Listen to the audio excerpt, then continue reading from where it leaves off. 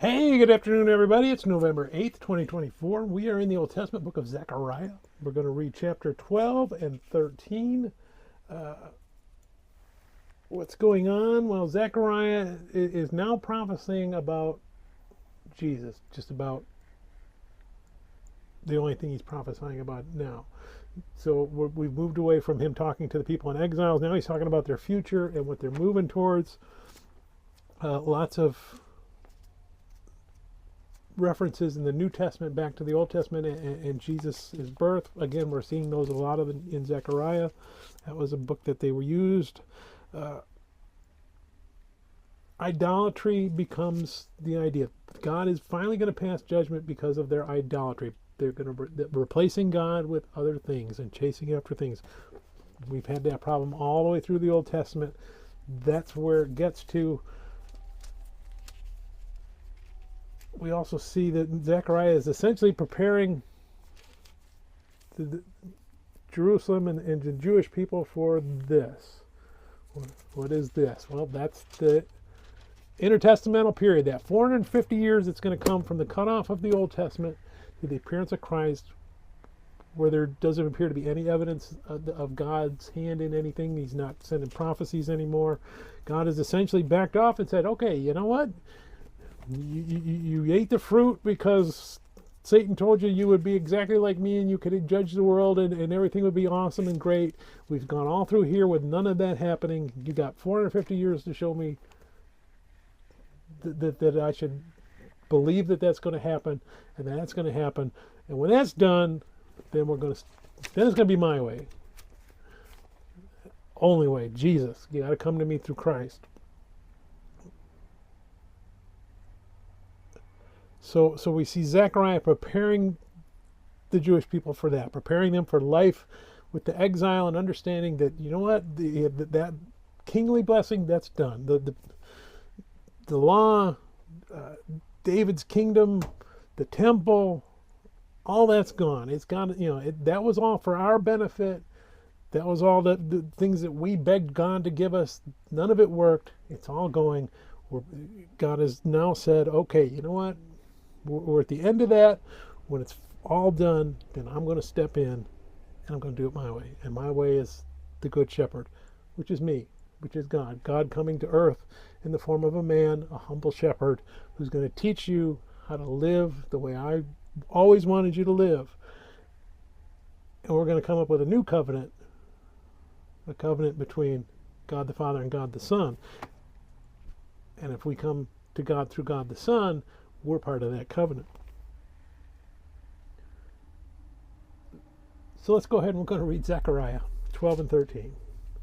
The burden of the word of the Lord against Israel. Thus says the Lord, who stretches out the heavens, lays the foundations of the earth, and forms the spirit of man within him.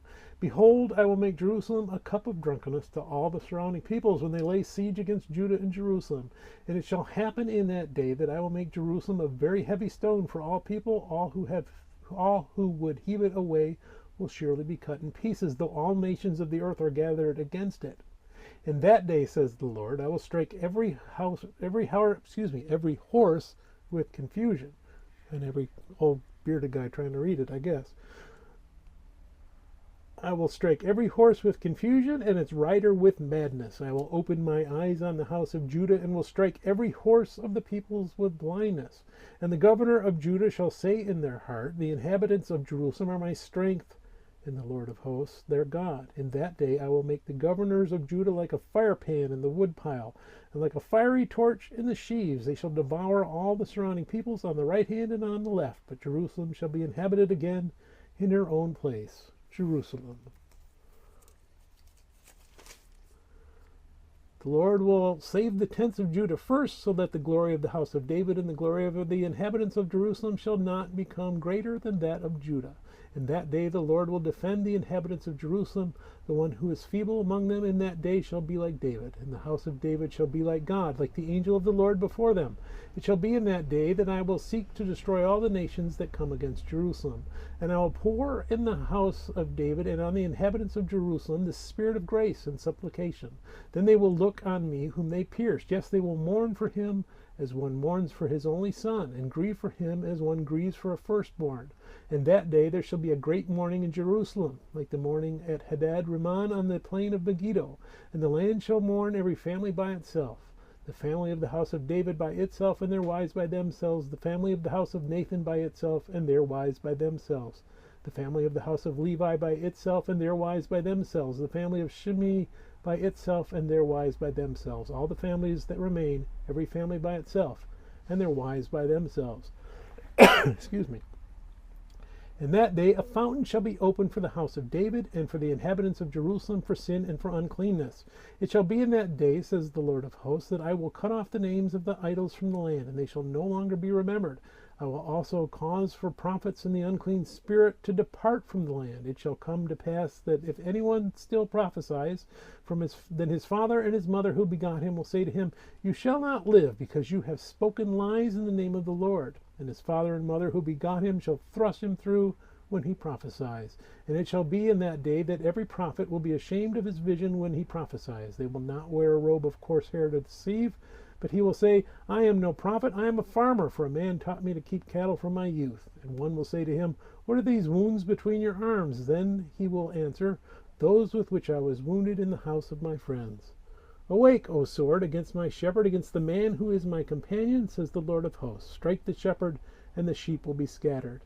Then I will turn my hand against the little ones, and it shall come to pass in all the land, says the Lord, that 2/3 in it shall be cut off and die, but 1/3 shall be left in it. I will bring the 1/3 through the fire, will refine them as silver is refined, and test them as gold is tested. They will call on my name, and I will answer them. I will say, This is my people.